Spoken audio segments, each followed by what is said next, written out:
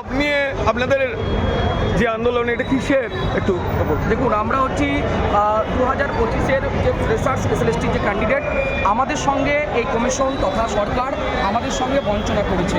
কারণটা হচ্ছে যে 2016 সালে যাদেরকে ইন সার্ভিস, যাদের চাকরিটা 2016 সালে কোর্টের নির্দেশে, সুপ্রিম কোর্টের নির্দেশে চাকরিটা চলে গেছে, তাদেরকে অভিজ্ঞতা নামে 10 নম্বর যে প্রমোশন সেটা দিয়ে আমাদেরকে বঞ্চিত করা হয়েছে। অর্থাৎ যে সমস্ত ফ্রেশার ক্যান্ডিডেটরা রয়েছে তারা কিন্তু সম্পূর্ণ নাম্বার পেয়েও 70 পেয়েও 60 পেয়েও তারা কিন্তু একাদশ দ্বাদশে ডাক পায়নি।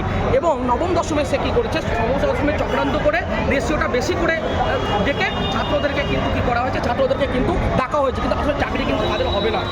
এই জন্যই এই যে মুখ্যমন্ত্রী নিদান যে আপনারা পড়াশোনা করে শুধু চাকরি করবেন, আপনারা চপ শিল্প করুন, চপ বিক্রি করুন, আপনারা ঘুগনি মুড়ি বিক্রি করুন, চা বিক্রি করুন। তার জন্যই আমরা কিন্তু আজকে দিদিকে দেখাতে এসেছি যে দেখুন যে আপনার এই বাংলার যোগ্য মেধাবীরা আজকে এই চপ বিক্রি করতে এসছে, চা বিক্রি করতে এসছে।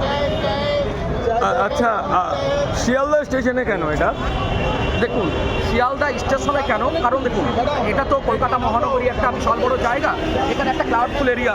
সেক্ষেত্রে কিন্তু দেখা যাচ্ছে যে একটা ঘনত্বপূর্ণ এরিয়া। সেক্ষেত্রে কি বলুন তো, যে একটা পারমিশনের ব্যাপারটা থাকে, যখন মানুষের কোনো শান্তি এই পদযাত্রা কোথাও অব্দি হবে? আমাদের পয়চালের পর্যন্ত আমাদের যাওয়ার কথা আছে, কিন্তু এখন দেখা যায় কত পর্যন্ত আমরা যেতে পারি। সেন্ট্রালকে আপনারা জানিয়েছেন এ ব্যাপারে? সেন্ট্রালের কাছে আপনারা কোনো রকম আবেদন করেছেন? না, দেখুন, কারণ এটা পুরোটাই হচ্ছে রাজ্য সরকারের ম্যাটার। সেক্ষেত্রে আমরা সেন্ট্রালের কাছে চাইলেও কিছু হয় না। যেখানে আছেন এসএসসি প্রার্থীরা সকলে চলে আসুন। আপনারা কি আশা প্রার্থী? কিছু রেজাল্ট পাবেন না? ভরসাশীল, আমরা বিচার ব্যবস্থার উপরে ভরসাশীল এবং এই মানবিক মুখ্যমন্ত্রীর উপরে ভরসাশীল। ওনারা আমাদের কথা অবশ্যই ভাববেন এবং ওই 10 নম্বরকে অবশ্যই বাদ দেবেন এবং আমাদের 1 লক্ষ শূন্যপদ বৃদ্ধি করবেন, এটা আমরা কিন্তু আশা রাখছি।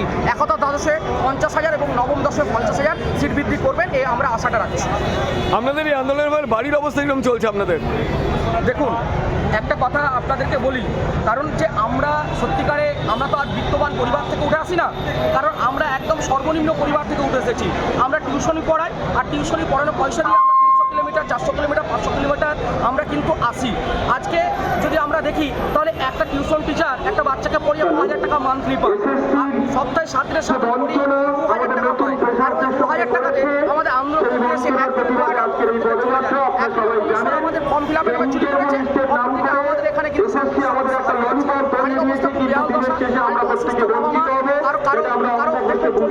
হয়ে গেছে তাদের। আমরা 2025 SLST 2025 সালের পরীক্ষা ফ্রেশার্স চাকরি প্রার্থী। আমাদের মূলত 4টে দাবি। প্রথম দাবি হচ্ছে অবিলম্বে এই অভিজ্ঞতা যে 10 নম্বর সেটা বাতিল করতে হবে। দ্বিতীয় দাবি হচ্ছে সমগ্র পরীক্ষার ওএমআরসি জনসমক্ষে আনতে হবে। তৃতীয় দাবি হচ্ছে অবিলম্বে 1 লক্ষ শূন্যপদের সিট বৃদ্ধি করতে হবে। আর চতুর্থ দাবি হচ্ছে স্কুল শিক্ষা দপ্তরের সমগ্র যে পরীক্ষাগুলো রয়েছে তার স্কুল শিক্ষা দপ্তরের সমগ্র বার্ষিক ক্যালেন্ডার, যত ধরনের পরীক্ষা হয় তার বার্ষিক ক্যালেন্ডার প্রতি বছর প্রকাশ করতে হবে এবং নিয়ম অনুযায়ী প্রতি বছর এসএসসি, আপার প্রাইমারি এবং প্রাইমারি প্রতি বছর পরীক্ষা নিতে হবে। ধন্যবাদ।